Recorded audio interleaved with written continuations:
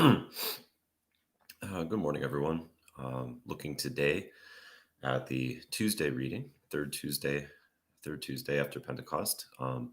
Reading the second half of chapter 7 of the book of Romans, and this is one that it's very important. I think it's actually very comforting to us because when we read this reading today, written by one of the great saints of the church, I think we see a lot of ourselves in it. And it's important then to take home the lesson that St. Paul himself took home in writing what we read today. It starts out saying that we know the law is spiritual, but I am carnal, sold under sin. That which I do, I allow not. For what I would, that do I not, but what I hate, that do I. So St. Paul is writing that he too has a problem with self control, that he finds himself unable to keep the law. He has what he wants to do, and he doesn't see himself doing that. And the things that he doesn't want to do, the things he wants to avoid, he is falling into those. And we see this in ourselves as well, even though we've been reading that we are dead to the law, that doesn't mean um, that sin is not still sin. In part, we don't have to follow the ritual law of the Old Testament, but sin is still sin. And we have died to it in the sense that we died with Christ in his baptism and we are waiting for our resurrection into his kingdom. But meanwhile, we now have these two forces at work in us. In the old man, we had only the one force, only the desire to sin.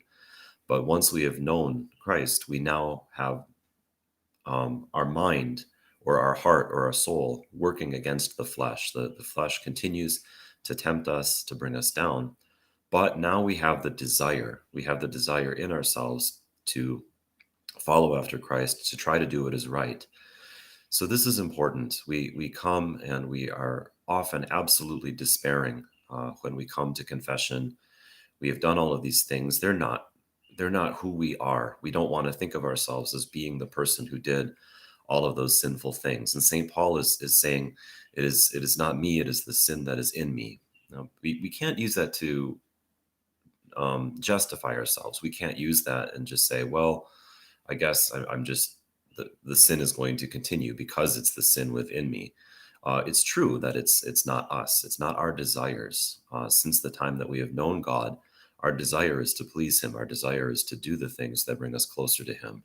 But our flesh is a very powerful enemy, and the sin that is in us does continue to have some control over us.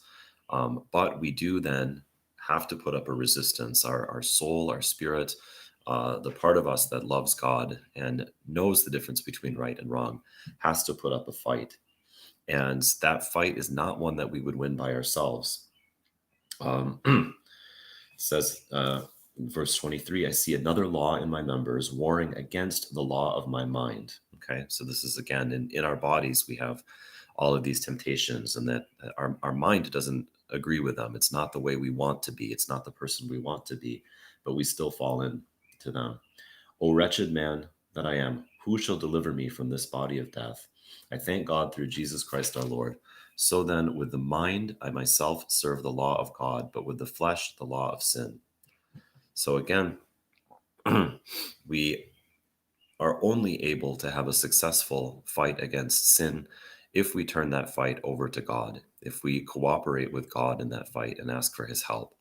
This Otherwise, we have this hopeless situation where we simply continue to do the things that we don't want to do. And then the most important thing, um, even more important than the struggle, is recognizing that difference between what is pleasing to God and what is not pleasing to God, so that we truly can say, like St. Paul says, with my mind I serve the law of God, and my flesh serves the law of sin. With time, with God's help, we hope to um, fix that a little bit with God's help, using our mind, using prayer against those temptations. We would like to sin less. But meanwhile, it's absolutely essential and absolutely important that we know what sin is and that we choose to hate it, that we choose to hate that law of sin that is working in our members, like St. Paul says.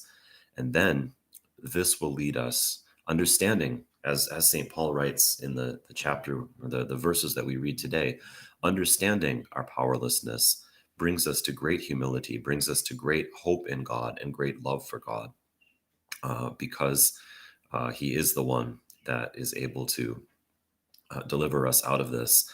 And it's sort of interesting. A little bit of love for God uh, builds in us more love for God. If we have the little bit of love for God that gives us the desire to do right, then when we do fall into sin and receive forgiveness of God, we end up loving God even more. We appreciate even more His patience with us, and all of these things. Then we should imitate in our own lives. So let's take today's reading as hopeful. A sad, very somber reading in the sense that it says that all of us are helpless against sin. On the other hand, it says, given we are not helpless because we have God as our helper, and we see that even a great saint, Ward, his mind against matter. And we should not fall into despair and think that we have no hope. Indeed, we do have hope. We have hope through God. And seeing someone that we all recognize greater than us in the spiritual life also having to struggle should be a comfort to us. It is a struggle. It's never not going to be a struggle. And in one of his sermons, St. John Chrysostom says that our struggle never ends just because we get old. So that society thinks that a lot of old people have simply become wise and simply risen above everything. And of course, with our life experience, we should be able to do better and better, but none of this happens automatically.